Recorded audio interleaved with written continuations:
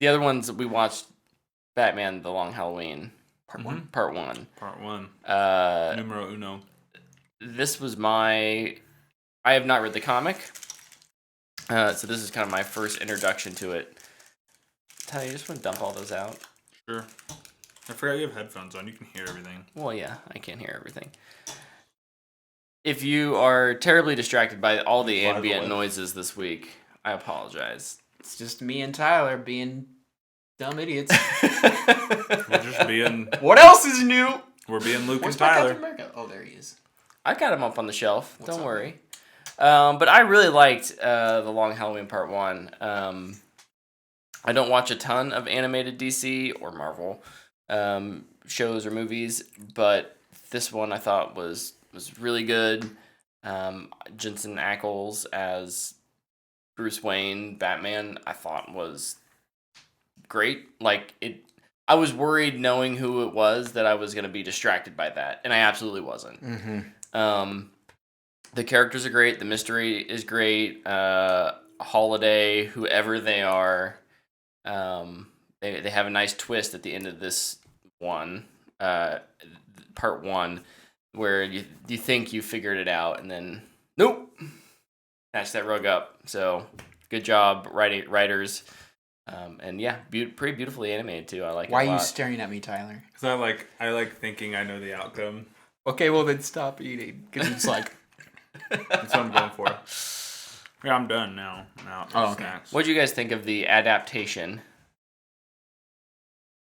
I just want to remind everybody that The Long Halloween is one of my favorite comic books. For a while it was my favorite comic book, but then I finished Y and Saga, or at least what is out of Saga. Brian. Has Brian said how many more he's making? Oh. Come on, Brian. Anywho. Him and George are hanging out. Just not making content. Yeah. Just not writing. Like, we're just not going to finish these series. Yeah, I love the Long Halloween comic. Was super nervous for this movie, but also very excited. Nervous because Hush was so bad. I still didn't watch that. Don't watch it. Just don't watch it. I don't plan to. I was worried they were going to switch things up and just totally ruin the story. They still could because there's only been one part, but so far it's followed the comic really close. Mm-hmm. There's some additions and maybe even a couple subtractions here and there. And I had no problem with any of them. There's a little bit extra of Joker stuff. Obviously, the fight sequences are very extended because it's just a couple panels of punching in the book. Right. But so far, they've done really good. I agree, Jensen is great. And I would extend that to the entire cast. I think everybody is really good. I totally forgot that Josh Duhamel was in this. Until the opening credits were rolling, I was like, "Oh, what the crap!" And I think he's a fantastic Two-Face, or Harvey Dent. I'm excited to hear his alter ego's voice when he kind of has to flip that a little bit. His villainous voice. The thing I'm really wondering if the ending is going to be the same. And I guess me and Tyler would probably have to talk about that because I don't want to just ruin it for everybody. But yeah, don't ruin it for me, man. The detective story involved in The Long Halloween is one of my favorite detective stories. It keeps you guessing the entire time. It's so well written, and they're doing a great job of adapting that. Yeah, the only thing I would add, because I think you guys covered pretty much everything, is that they do a good job of capturing the essence of what makes The Long Halloween a good story. And they do a lot of really cool like homages to the comic, with the holiday titles are pretty much a direct copy. Mm-hmm. The opening credits are literally panels from the book. Yep, that was awesome. It's done really well, and I would agree. I think the additions, like the Joker edition, I actually really liked. And And usually when you have a story like A Long Halloween or, you know, an iconic superhero story, it's kind of hard to make additions that don't derail the fans of the comic, even just a little bit. And I think they did a great job of balancing that. Troy Baker's a great Joker. Yep. You can definitely hear his influence. So he just makes the performance a ton of fun. And yeah, Jensen Ackles was super surprising to me. There's a few moments where I really feel like he's trying to deepen his voice a little much, but other than that, I think he's nailing it. I feel like 15 minutes in, I kind of forgot it yeah, was you him. you kind of tune it out after a little bit. But at the beginning, I was like, oh, that's okay. I can kind of hear his voice in there. Mm-hmm. But then after a while, you just kind of get used to this new voice cast, and you kind of start to fall in love with it a little bit. Yep. So I'm really excited for part 2. I'm really glad they didn't make it like a 6-month wait or anything like that. I know it's going to be in July, so really, really looking forward to it. Oh, that wait would kill me. Yeah. If I'm giving it a rating, I'd give it a fanboy worthy. I too would give it a fanboy worthy. I think I'll give it a booyah. Nice. I think if you like Batman movies, you'll love this. If you like detective movies, you'll love this. But I really think I can't give it a booyah. It's so niche. Yeah, fanboy worthy. Yeah. But if you want to get into something new, this is it. I think this is, and this could change after part 2.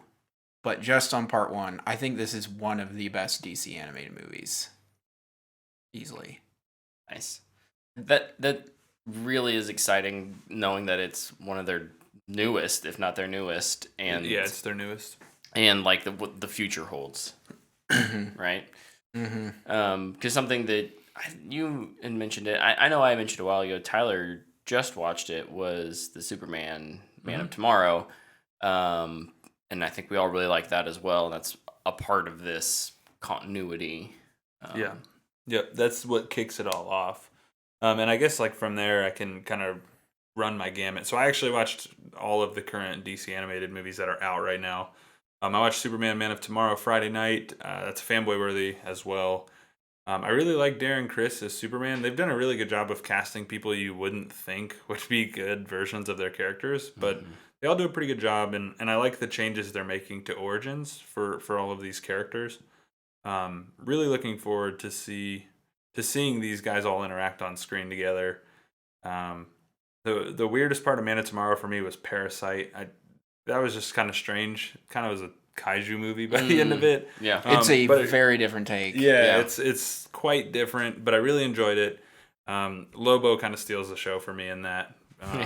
Gary Bertier from Remember the Titans did a good job. Then I watched Justice Society World War II, which Luke also watched. I'll give that one a fanboy worthy as well. Yep. I think this one has much more like broad appeal than the other two, just because it's more of like your traditional comic book story, you know, superhero romp where they just beat up the bad guys and have a good time. All of the voice casts so far across all 3 of these movies have been just absolutely fantastic. I really like the character design. This new animation style, while it took me like 5 minutes to get used to it on Man of Tomorrow, after that I was like all in. Man, I actually have a question about that here in a bit. But when I saw that first Man of Tomorrow trailer, I was like, "Oh, this new animation is weird." It was weird. And then when I started watching the first movie, I like fell in love with it instantly. Yeah, it's good. It took, like I said, like 5 minutes. But no, Justice Society, I don't want to spoil things because I think that one has a lot of really cool reveals in it. I would recommend this. I'd give it fanboy worthy as well. But my question is, you know, who is your favorite character like in this new animation design? Like, who do you think looks the best? I think this animation really lends itself to Martian Manhunter. Like, I thought he just looked so good when he's in like his Manhunter form, not like his natural Martian form. I just thought he looked awesome. I think the Batman in Gotham world works really good with the style. I mean, I think it's all worked, but yeah, I think anything that's darker, I think just looks so good. Like it's so heavy line-wise. Yeah, it looks really good when it's like bright Metropolis. and there's those very distinct lines, and it looks great, but like it looks so much tighter. Yeah, when you can it's in blur those Gotham. lines just a little bit. Yeah. Yeah, it looks really good. I would agree. Do you have a character that stood out to you in this new animation style? You haven't so watched I haven't Justice watched Society, Justice Society exactly. So I really, I think it looked maybe a little better in Batman than it did in Man of Tomorrow. Yeah. Probably for the exact same reason you're talking about. With the more stark contrast, with typically just more nighttime settings and darker settings. But overall, I like it. I like it just fine, even with Superman and in the broad daylight. So. Yeah, it's really funny. Like I remember when we first saw the trailer, like, oh, it's the Archer animation. Yeah, but that's right. We did comment on that. It's really worked though. Yeah. So yeah, I'm all caught up on those. I'm really looking forward to Long Halloween Part 2 and then Injustice.